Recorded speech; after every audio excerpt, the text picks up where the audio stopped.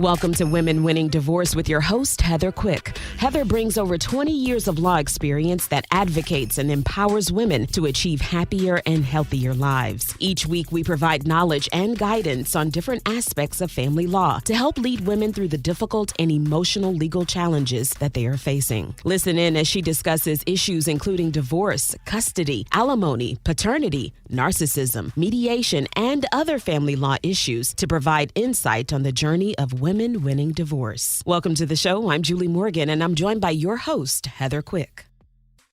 How you doing, Heather? I am doing great. How are you? I'm doing very well. Guess what? No technical issues like last week. I'm happy. Lovely. I knew you would fix it, so maybe it's not you or me. It was just a day for difficult technology. I know, it happens. Oh boy, let me tell you. Today, our topic is holidays in an unhappy marriage. Yes, the holidays are upon us. How stressful can this be when you're with someone that you just don't want to be with?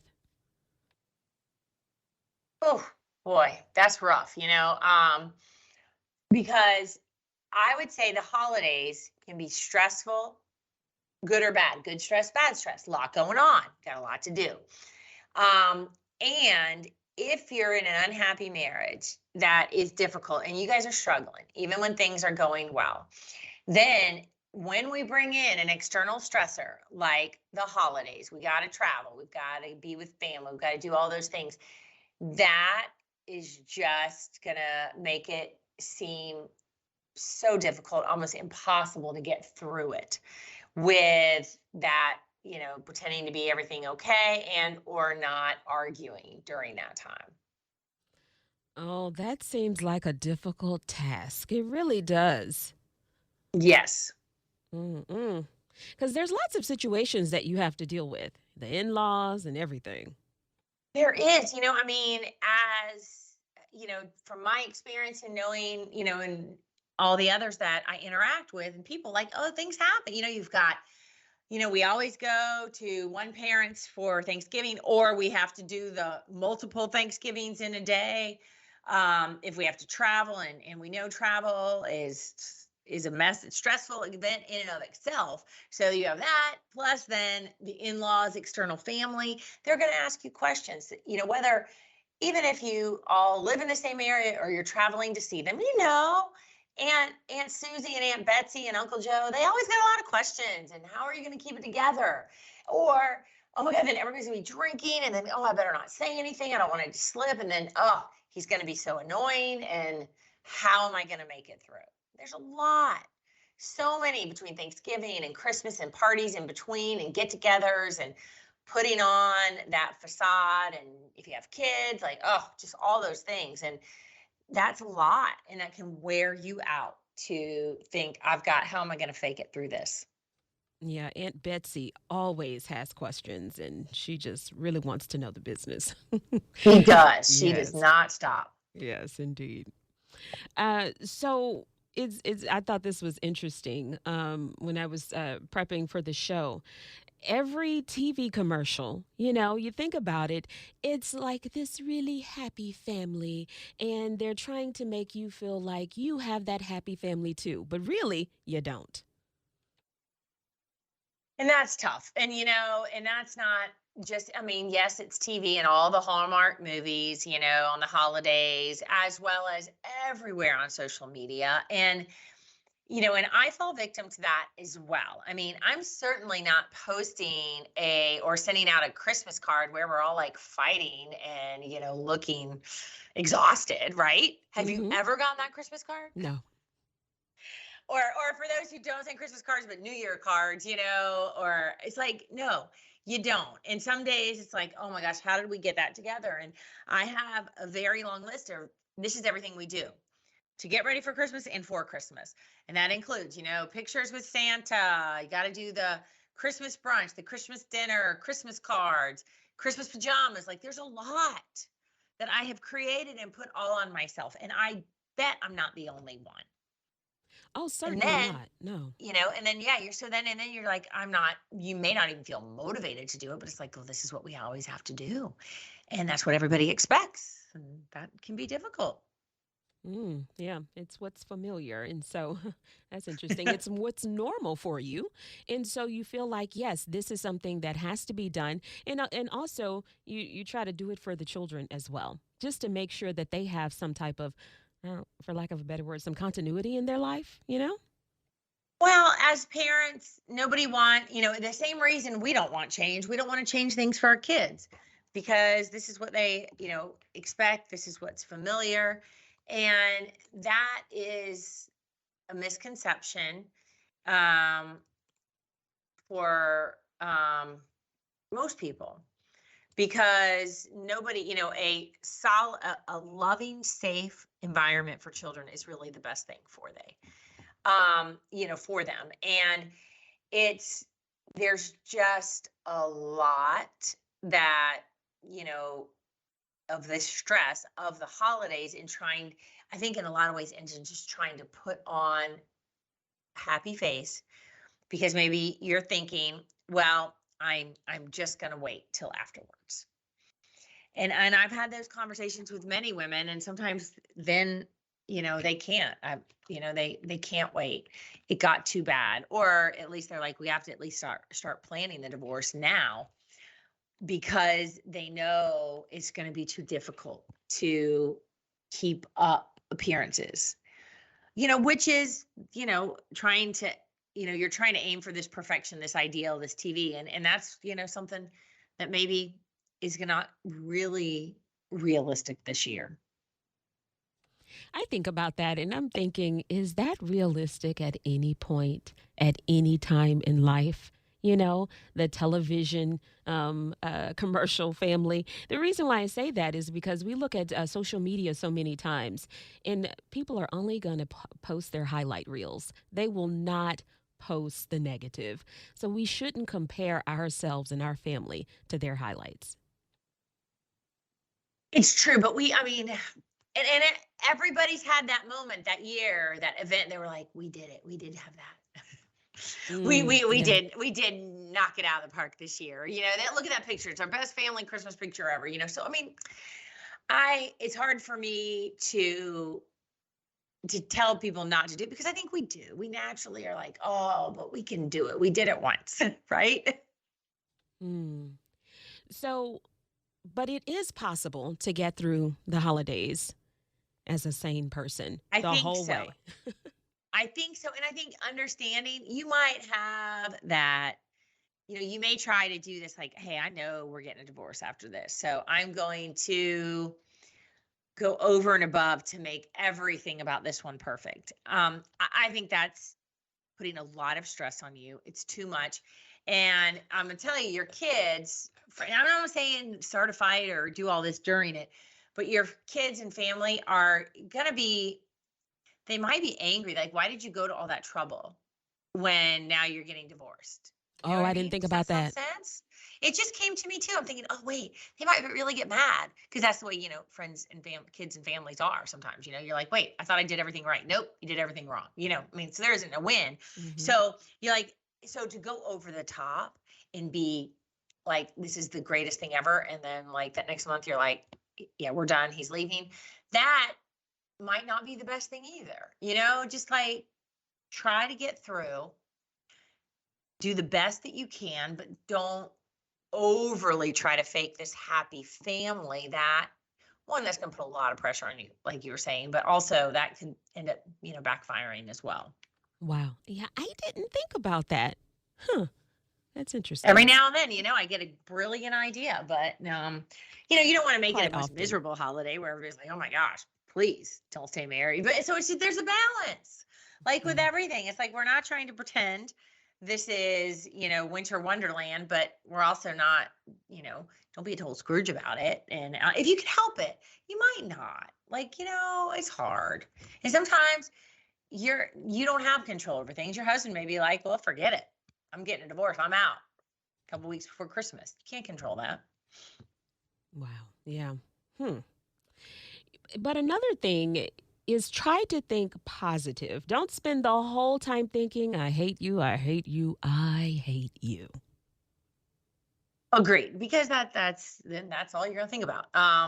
So the more you can distract yourself with activities that make you happy, maybe that you don't all have to be together, even if you have to go out of town to visit family, but maybe you can have some meaningful time doing something you like without feeling as though you're with the entire family all the time and under some stress. Hmm. Something you mentioned earlier, the Christmas Scrooge. How would you define that? Like what would make someone possibly the Christmas Scrooge? I, you know, announcing a divorce on Christmas Eve, Yeah. you know, because I'm not like, I think that it's a hard decision to come that or it takes time to come to those decisions, and they're not done easily or on a whim. And sometimes people have to make peace with that. And so they might have already decided before the holidays, or whatever. I mean, I think that you can decide you're moving forward with a divorce and you can begin the process without announcing it publicly or announcing it at family dinner. I don't think that's going to make you feel better or anyone else. Yeah, I would I have to think agree. Yeah.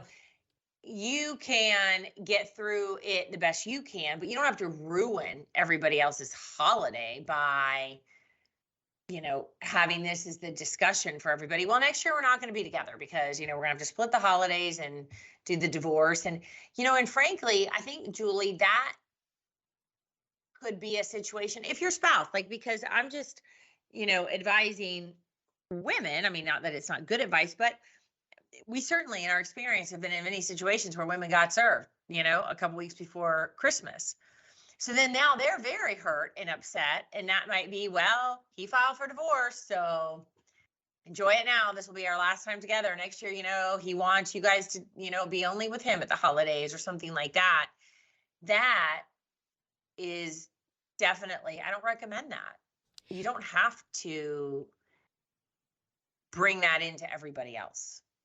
You know what? Let me ask you this, and you may not be able to answer it, but have you ever heard? So, if someone had that has happened to someone, have you ever heard what was the reasoning behind him doing that? Like what? Like why? What was the point of it when you could have waited 3 weeks?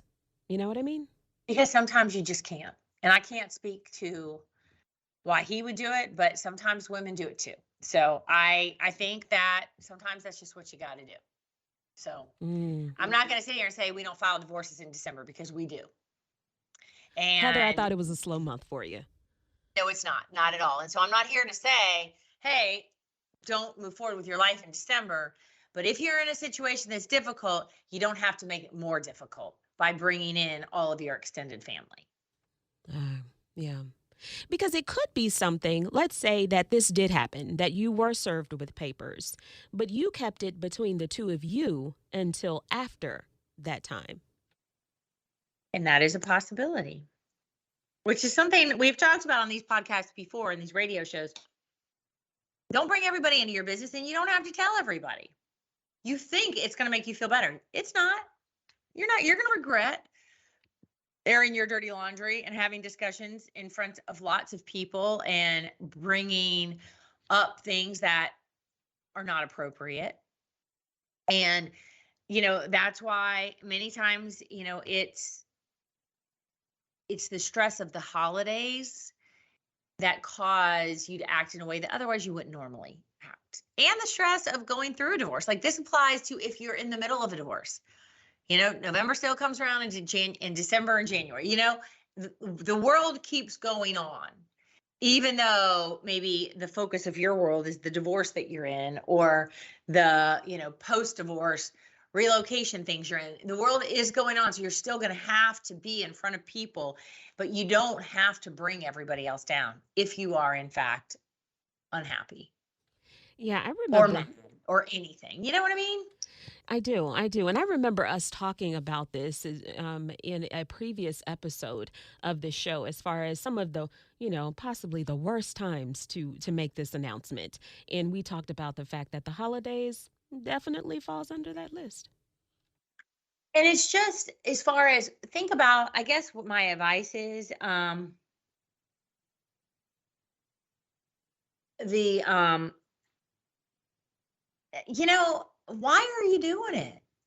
It's not going to make you feel better. And if you could play that video in your head of what that looks like, maybe you have enough wherewithal to be like that's not going to look good, and it's not going to serve a purpose that is going to help anybody in our family. And we all have, seen, the family member that overshared and, provided information that maybe, the rest of us didn't want.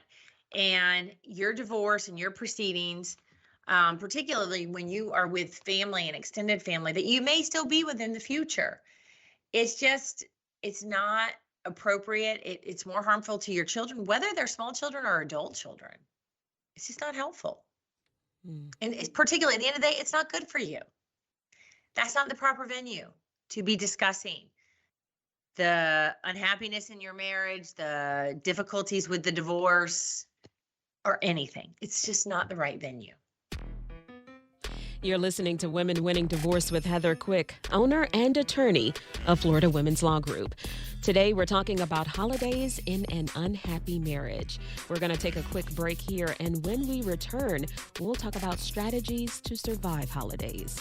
Stay with us.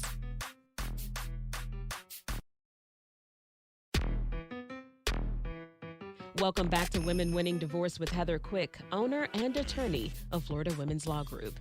Heather, today's topic, holidays in an unhappy marriage.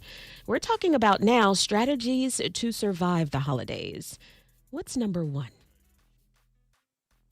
Okay, so the number one is don't overindulge in alcohol. Limit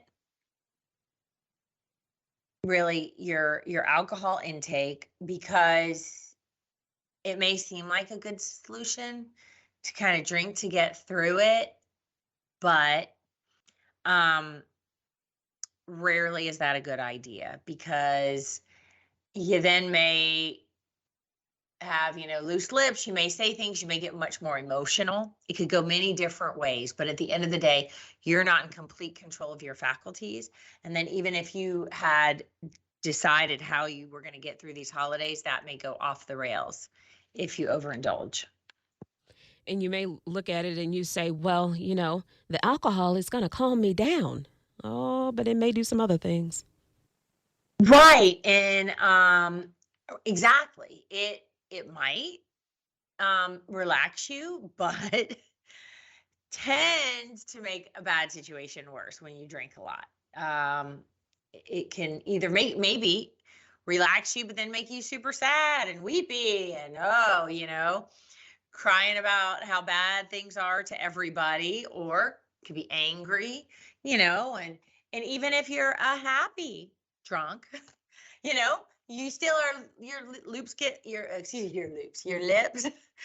looser and your inhibitions go down. And again, you just may say things that you regret and that you wish you hadn't.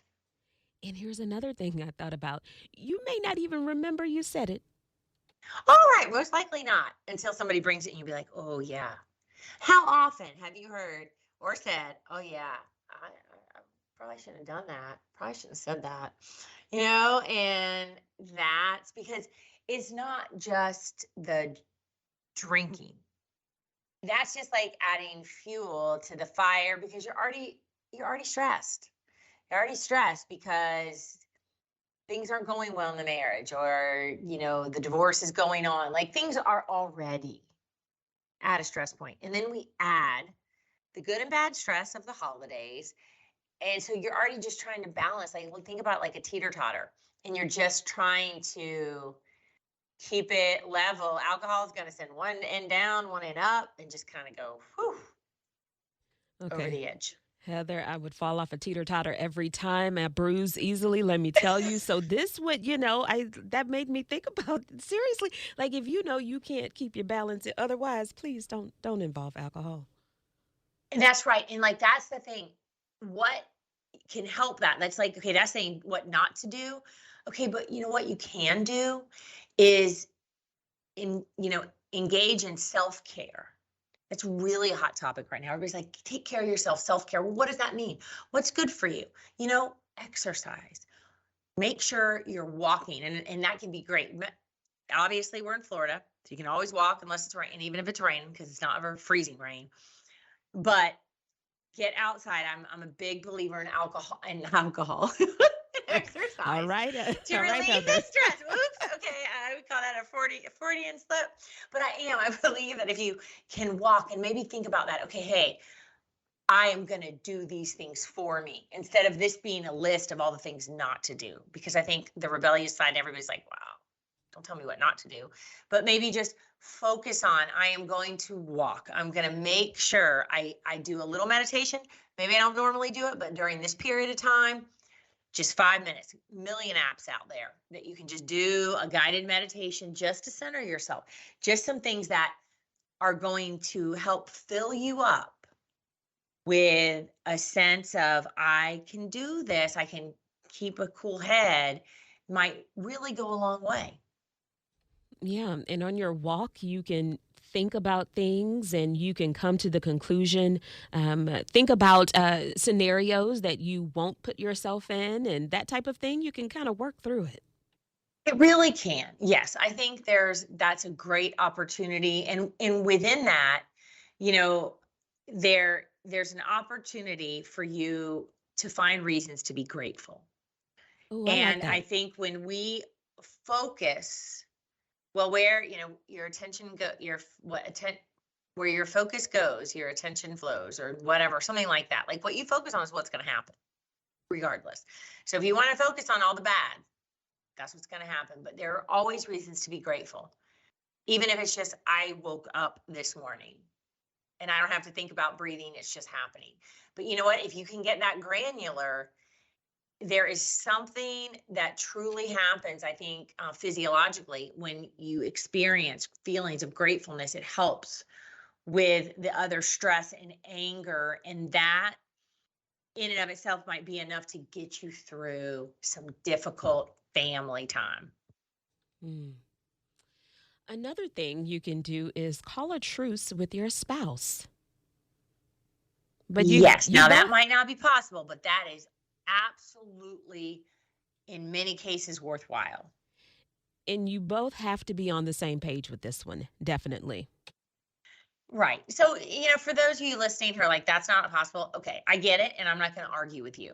So, you find reasons to be grateful and find some boundaries and an intention for yourself. But for those of you who, you can at least have that conversation, and hey, it, you may say, well, they may tell me they're going to do it, but they won't. Well, maybe give them an opportunity to let you down, but at least you've reached out.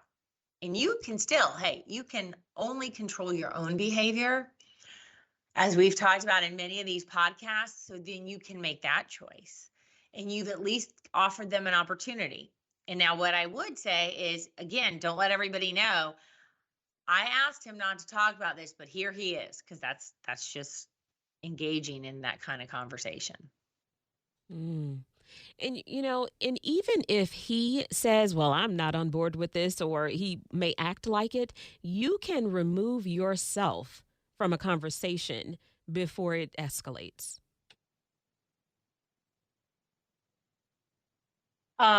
Yes, you can. And I know that may not be familiar pattern for you or not, but at least it's an option. There really are options. And if something heads in a direction and you don't want to be a part of that conversation, you can leave that conversation. Yeah. And sometimes that's all you can do, but hey, that's a lot. And that's maybe kind of part of that, setting boundaries for yourself and setting an intention, as far as, because your spouse, the family situations. Most of what's happened in the past is going to happen again. People rarely change their behavior. They rarely actively engage in ways and to improve their behavior and do better. So you know what? If you kind of see what's going to happen, make a plan for yourself. And I'm saying this, and I know that it's easier said than done because once someone starts to say certain things, you want to defend yourself, verbally. So I totally understand that it's easier said than done, but we are in control of our own actions. It's true, except when you're intoxicated. So that's why that's important to recognize yourself in that if you can control your behaviors and actions, then if you can replay that event later, hey, I did a good job. I did the best that I could, but I removed myself from a situation that had the potential to escalate. What is the saying? Loose lips sink ships?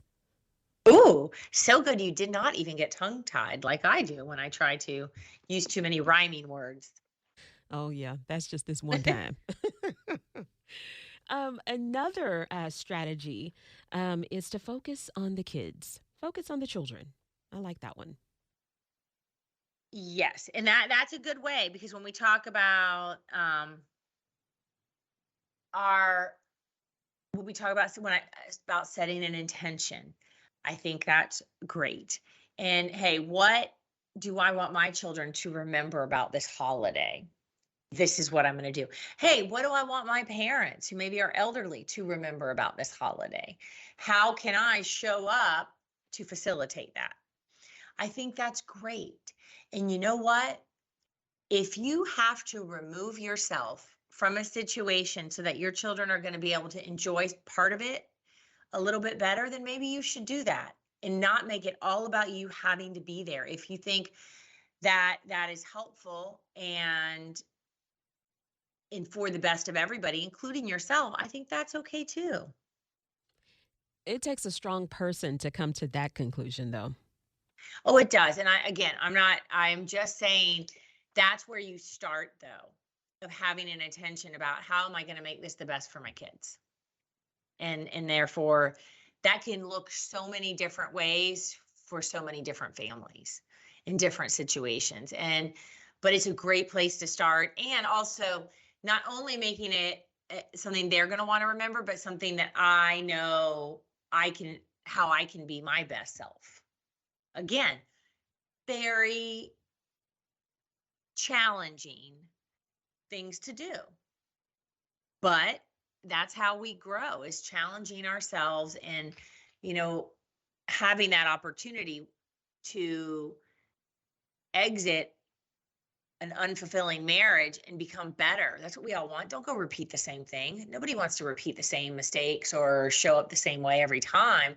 But this is an opportunity to say, all right, I can play this one way, or I can really set an intention to grow through this experience and show up as the person who I really want to be and who I want my children to see during these holidays.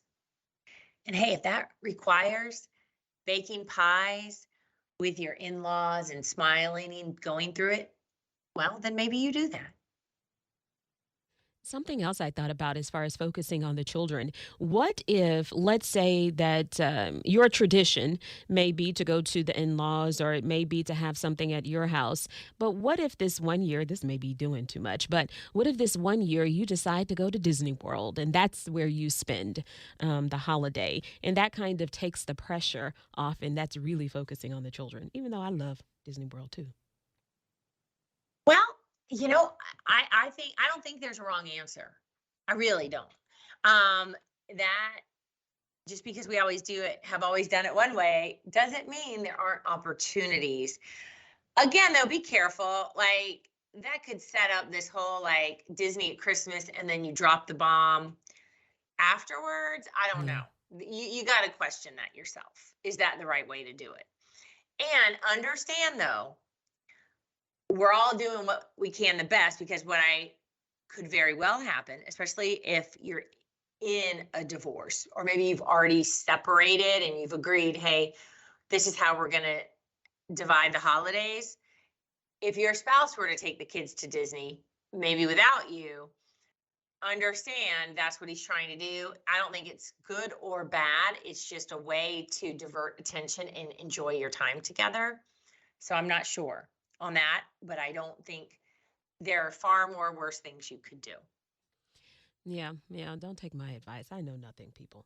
But That's not true. That's not true, Julie. I'm just saying, you never know. I don't know. Disney is a wonderful place, so that might it's magical. So I don't know. yeah, I was just thinking, it does possibly, fall under the category of doing too much. But I was just trying to think of something else that you could do so you could take the focus off of the two of you and really focus on the children, because I'm sure that's something that they would love.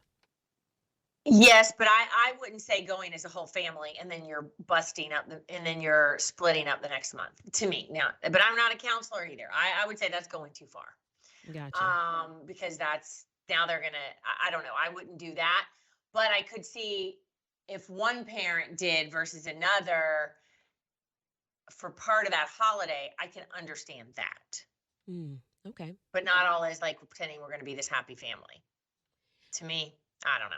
But I know everybody makes their own individual decisions that they think are best. And if it's like, hey, this is the best way for us to avoid being with a lot of extended family that we might not be able to hold it together, I do understand that. I think something that I've gotten out of this, it's really what works for your family.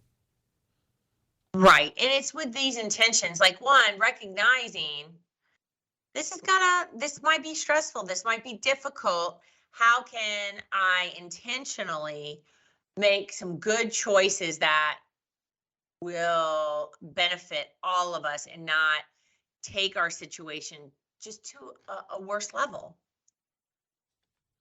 You're listening to Women Winning Divorce with Heather Quick, owner and attorney of Florida Women's Law Group. Today's topic, holidays in an unhappy marriage. When we return, we're going to talk about more strategies to survive the holidays. Stay with us.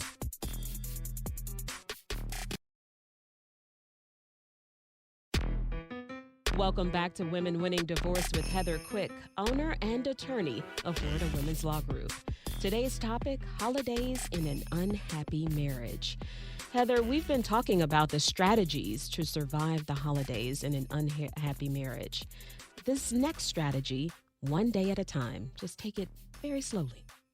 Yes. I think that it kind of takes everything we've talked about thus far in the show and really narrows it down to, hey, just get through the one day at a time and not worry too much about what's coming versus what I need to do now. And that can be hard to just be in the moment and not be in the past and not be worried about the future, in the moment, and enjoy what is right in front of you.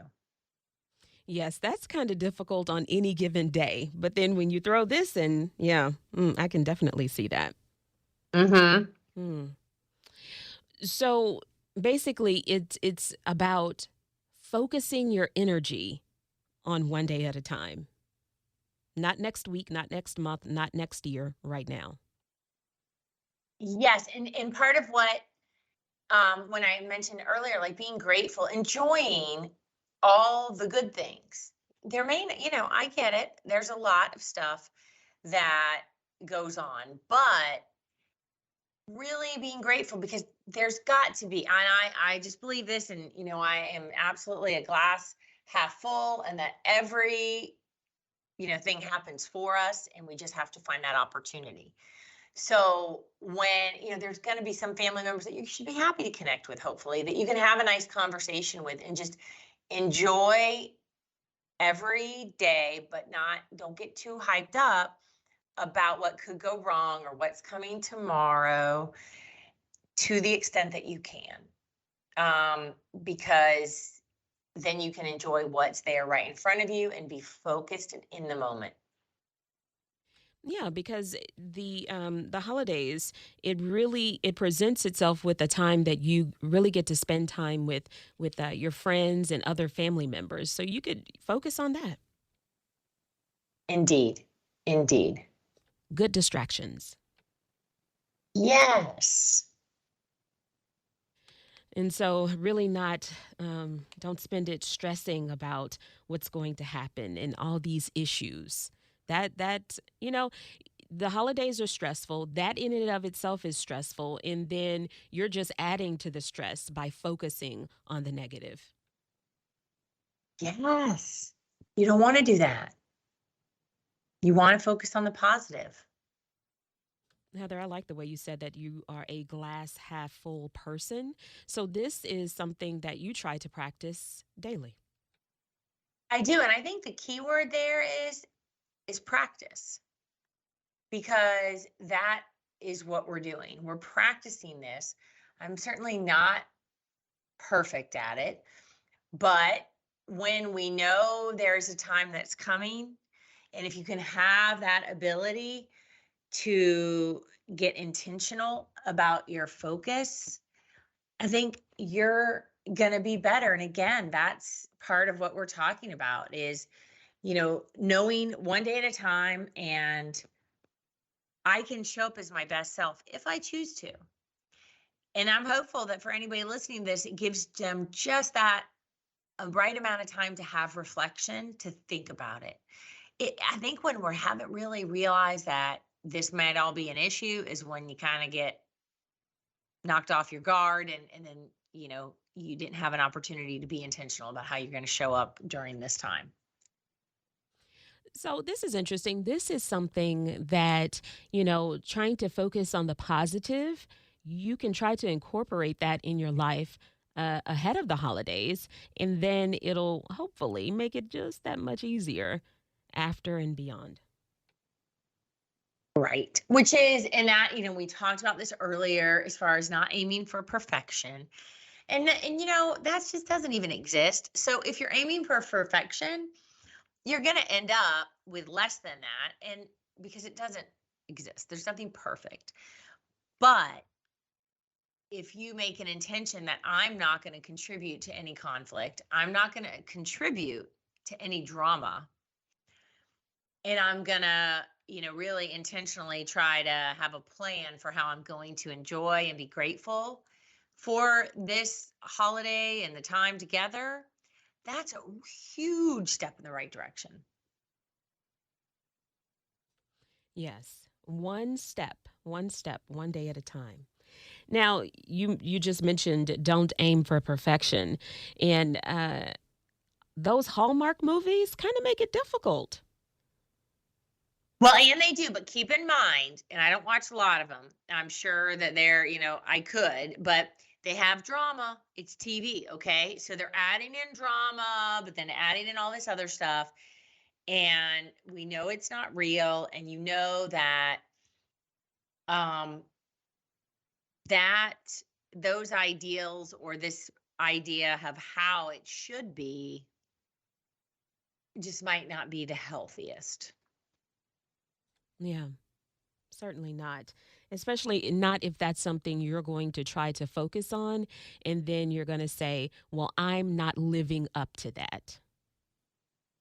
Right. Because then you're going to make yourself feel bad. And that's not what this is about. We're just trying to help you really be strong during the holidays. You're in an unhappy marriage, you're contemplating divorce, or maybe already started the process and it's still something that you guys haven't shared with anyone.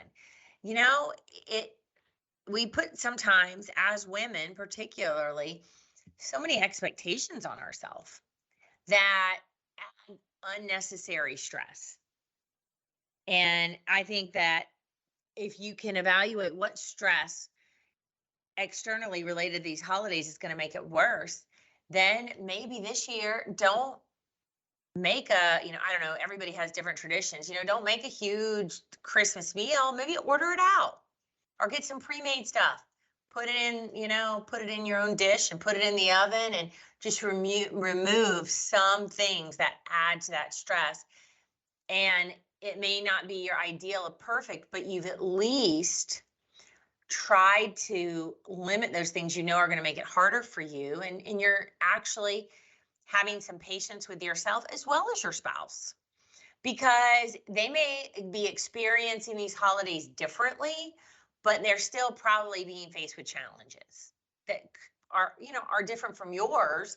But I would imagine you guys are going through this together, both aware you're unhappy, both planning for a divorce or in the middle of a divorce. And if neither one of you have navigated through this before, you don't really have an example. You're not sure. How do we do this the best? You know what? I didn't even think about that's a way to alleviate some stress and not aiming for perfection. If that is your normal routine, that's the tradition for you to cook a big meal. Don't don't do that and let someone else do that work and you can focus on something else. I didn't think about that. Yeah. Well, and I think it's important to try to at least try, Yeah, you know? try to look for ways to do little things like that to help you out. Exactly. Like, and that can be, and I know, like, you're just like, oh, why do I have to do one more thing and be nice and try to be patient? Well, at the end of the day, all of these intentions and ideas are to help you. I think sometimes we feel like, well, I don't want to have to do that. But the whole point is really for you to feel less stressed, for you to feel as though you didn't just survive the holidays. You really showed up in a great way and you don't regret the way you acted, because that really only at the end of the day affects you the most, right? Yeah. And something you just said, it's not just survive, but I think about when you said that is to try to thrive during that time. It's really going to help you. Hmm. And that brings us to the next point, the next strategy, something you mentioned briefly earlier, but it's to take care of yourself.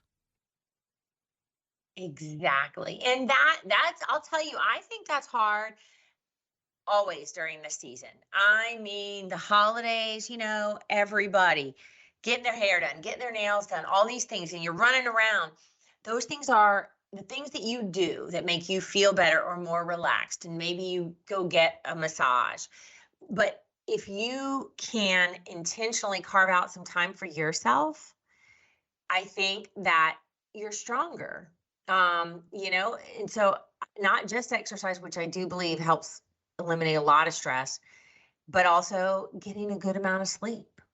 Um, and having maybe just this is a good time of the year to incorporate a little bit of meditation or contemplation for yourself. And breathing, and that may sound silly, but I find myself in times of stress, Julie, that I don't breathe Mm-hmm. really deeply, and like, I mean, that's why it does not have to be this monumental thing that you do.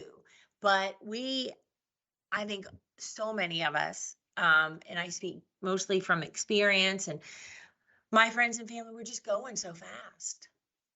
And in this time of year that's supposed to be about family and gratitude and being together, which all of those things are feeling stressed by an unhappy marriage and divorce proceedings. So therefore, just taking some moments and breathing, and that will give you a little bit more perspective so that you can be stronger, because you're going to need to be a little bit stronger this year. No, yeah, that breathing, that is important because, just think about, let's say you are in a stressful situation, or if you're in a nervous type of situation, and you may realize that you have not taken a breath. And it sounds odd, but that is so true. When I work with clients with public speaking, I'm like, you didn't breathe, right? And it does. It helps to clear your mind. It does. It's just one of these things that I know for me, and sometimes it's by having somebody say, "Hey, I noticed you like stop breathing," and I'm like, "Oh, I did. I sure did." So I'm aware of it myself, and that's why I brought that up, because that is something that luckily I don't have to remind myself. I mean, I keep breathing regardless, but the deep breathing, like a deep breath to Right. really reset, and look, it it does. There is, and I know there's science behind it. It's something to do with the autonomic nervous system, and it calms you and helps you focus. And so it's important. It can be that simple during these times. And I know that, and I bet you've heard this before, Julie, like, whenever I've said it and it's been said to me before during a situation, take a deep breath. Uh-huh. Like slow down, take a deep breath before you're about to do something you might not want to do. Yeah, yeah. It does. It clears your mind. It really does. And it makes things just that easier to see, easier to visualize. It really does. Yeah. It does. Yeah. And if you're someone earlier, you mentioned if you're someone that you're not used to doing things like that, if you're not used to taking those deep breaths that you need, there are ways, apps out there to help you with that. Yeah. Indeed. And they'd help. Like I have certainly been one to use those apps for breathing help. So Another thing I thought about is downtime. Part of downtime also, I feel like, would be taking yourself away from social media, like letting it go for a few days, a week. It will do your body good. oh yeah, social media detox, most definitely. Most definitely. That you are absolutely right. I think that is a very important thing to do, Julie, because and that again, in that screen time, things like that will also improve your sleep. Yes, yes, because if you wake up and the first thing you pick up is your phone, oh my, yes, you probably need a detox. I would agree. I think I'm gonna do that. Let's see. We'll have to talk about that next time. What kind of challenge? Yeah, that's difficult, Heather. That is very difficult. I know. It's easy to talk about this stuff. It's when you got to go do it that you feel the challenge. There's no doubt. Yeah, because social media, your phone, all of these, it's tied to your personal life. It could be tied to your job. I mean, it is very difficult to do, but it can be done. It can be managed. Absolutely. Absolutely can be managed. Anything else, Heather? Any parting words? No, I think that I really just want to say to anybody who is in the middle of the divorce, thinking about divorce, to please reach out to us at Florida Women's Law Group. We are here to help you. Or reach out on Women Winning Divorce, because we do understand and we get it, and it's tough, but we are here to help you through this process so that it is the best that it can be for you. Until next time, Heather.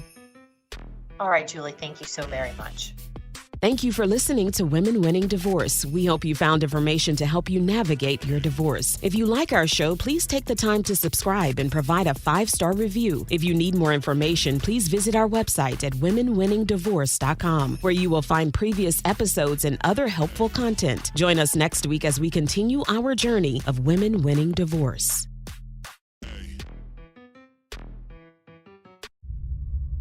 I picked up vaping from my fraternity.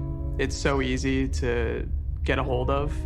My parents both see what it's doing to my lung health and the fact that I'm no longer able to play sports anymore.